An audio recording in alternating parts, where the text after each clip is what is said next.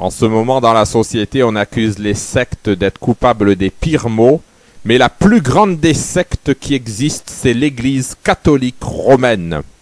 Et nous allons maintenant dénoncer une des méthodes sectaires les plus abominables que l'Église catholique romaine utilise.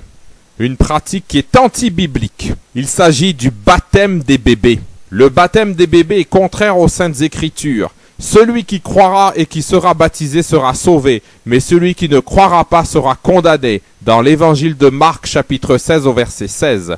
Remarquez bien, il faut croire d'abord avant d'être baptisé. Il est écrit aussi dans le livre des Actes, chapitre 8, versets 36 et 37, « Comme ils continuaient leur chemin, ils rencontrèrent de l'eau, et l'eunuque dit, « Voici de l'eau, qu'est-ce qui empêche que je sois baptisé ?» Philippe lui dit, « Si tu crois de tout ton cœur, cela est possible. » L'eunuque répondit, « Je crois que Jésus-Christ est le Fils de Dieu. » Il est également écrit dans le même livre, Actes chapitre 2, verset 38, Pierre leur dit, « Repentez-vous et que chacun de vous soit baptisé au nom de Jésus-Christ. Pour le pardon de vos péchés, vous recevrez le don du Saint-Esprit. » La Bible est donc très claire. Il faut croire avant d'être baptisé.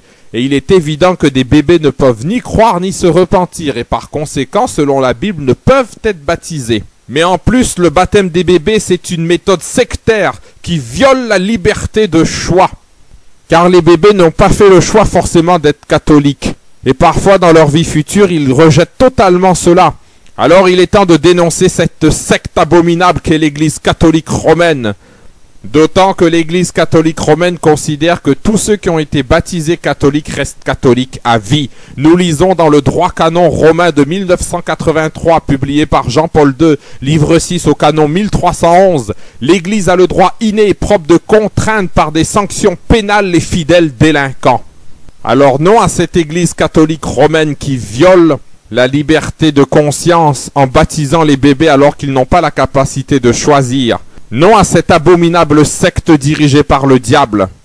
Non à cette soi-disant église remplie de prêtres pédophiles que la hiérarchie catholique protège en les mutant dans d'autres endroits pour qu'ils continuent leurs méfaits abominables. Non à cette église catholique romaine qui pendant des siècles a mis à mort tous ceux qui ne voulaient pas croire en sa foi. Les croisades contre les albigeois, contre les vaudois, contre les protestants, le sang de millions d'hérétiques innocents qui ont été injustement mis à mort de façon cruelle par cette église despotique et abominable, crie contre elle. Non à cette église catholique romaine impie et abominable qui a perverti la parole biblique et qui ne respecte pas la loi de Dieu. En effet, la véritable version de la loi de Dieu, nous pouvons la lire dans la Bible, dans le livre d'Exode au chapitre 20. Et qu'est-ce qu'on y lit? On y lit le second commandement que l'Église catholique romaine a supprimé dans sa version trafiquée des 10 commandements que l'on peut trouver dans ses catéchismes. Ces paroles sont en accusation contre cette fausse Église abominable. Nous lisons.